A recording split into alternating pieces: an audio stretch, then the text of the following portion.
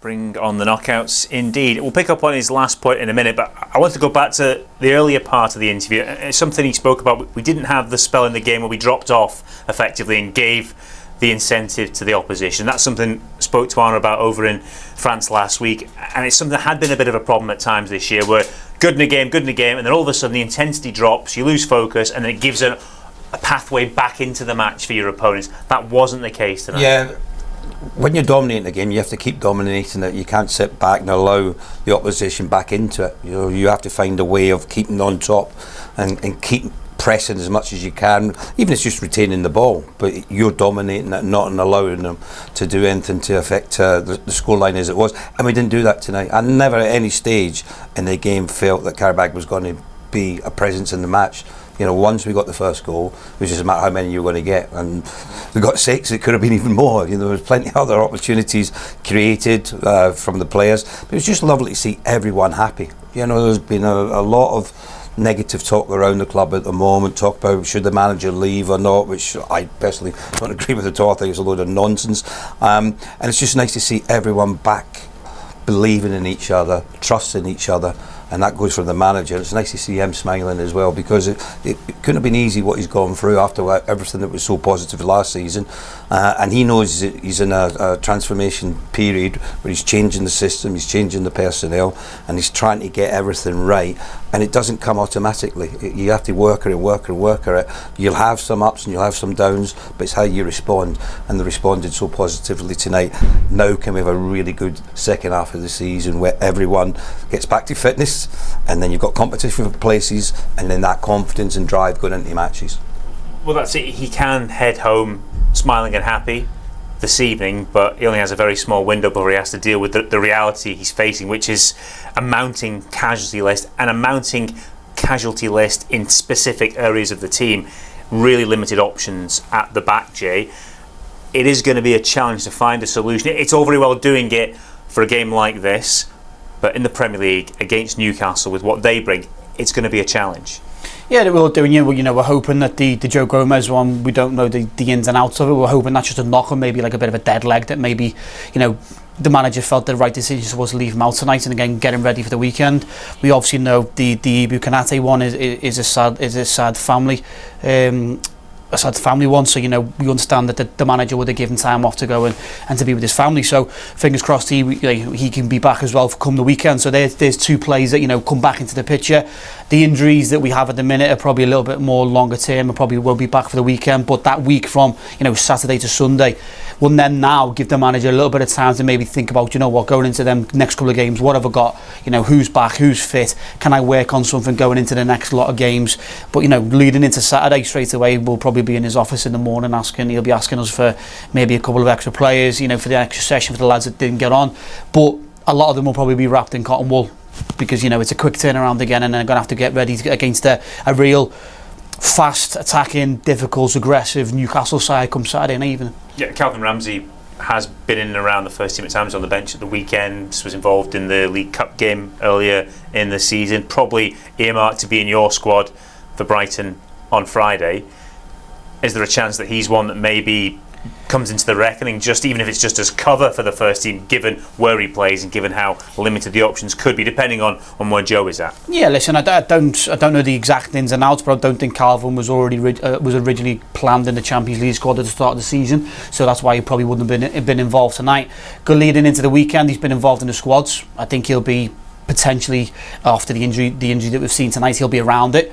With Joe and Ibu hopefully coming back as well, it'll be more of a case of a cover, I would guess so. And with even Water, Watter's gone in the right back tonight and performed incredibly well. Dom can play there. With the illness of Curtis Jones, he could maybe come into the right back position, or going back into midfield, and there's plenty of options. But yeah, listen, Rambo, I'm sure will be in the conversation over the next 2 days to decide on whether he will come to Brighton with us, or he'll be around the first team come Saturday. Putting on the hat of a supporter heading home from the game here tonight, Ray, they will probably look at it and say, we've lost 2 right backs now.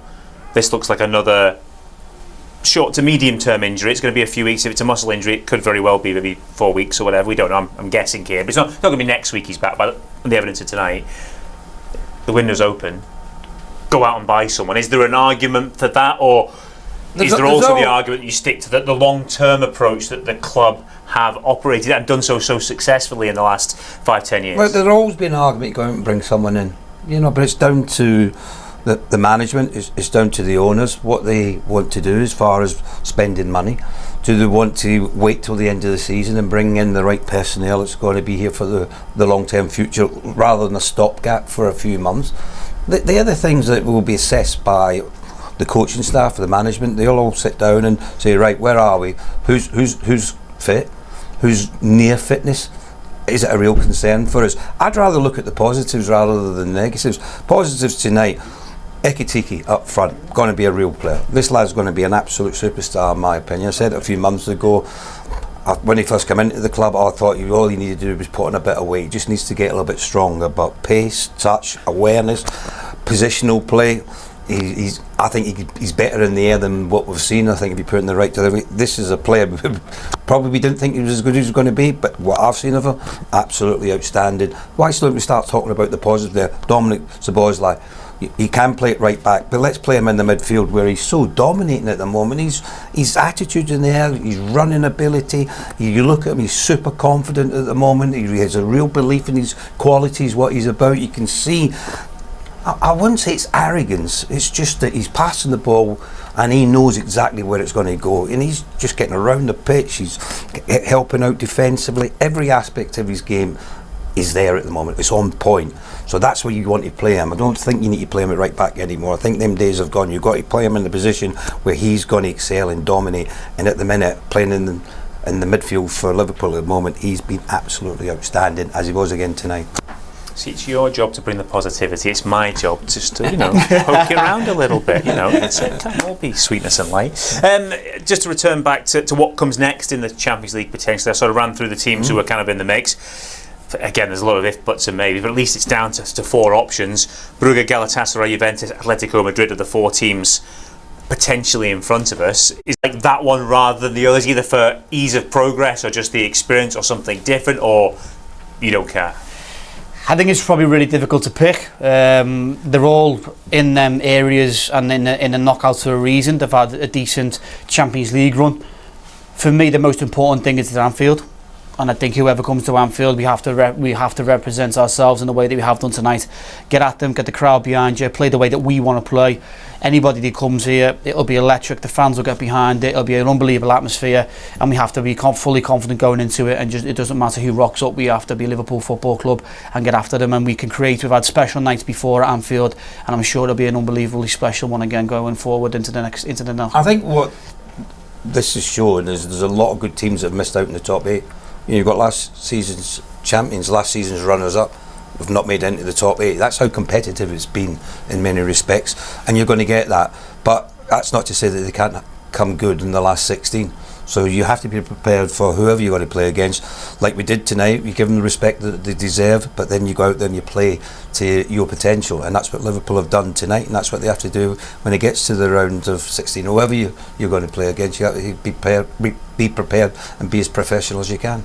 Newcastle, our next opponents, obviously missed out on a place in the top 8, having started the day in those positions. They now find themselves having to go through that playoff round. The eventual opponents in the last 16 could be one of either Barcelona or Chelsea as well.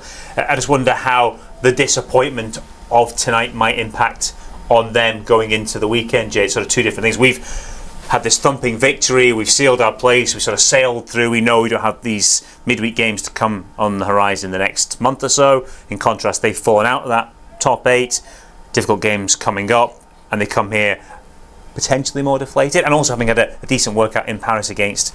That's what I was literally just about to say. Playing against PSG away won't be easy physically, mentally. They're an incredibly good team. They're incredibly fast. Ball possession was probably, I haven't seen the stats, but I'm guessing the PSG had a lot more of the ball than Newcastle did. So it will have been a real good test for Newcastle. Them coming to us off the back of missing out just so slightly, yeah, it will have a little tiny effect on them. Mentality, they'll be disappointed. Liverpool have obviously had a lot more of an easier night, if you'd say so. We had a lot more control of the game. We were in ball possession. It was all about us. We controlled the game in the tempo that we wanted it to look at.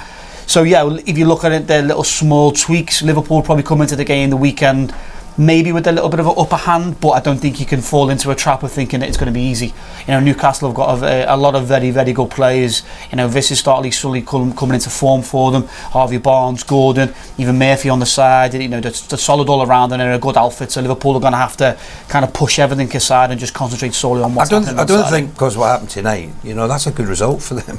You know, going away to last season. Positives, right? Yeah, no, but I'm just saying, from Newcastle's point of view, they won't be disappointed. They've gone away to last year's champions and come away with a credible point.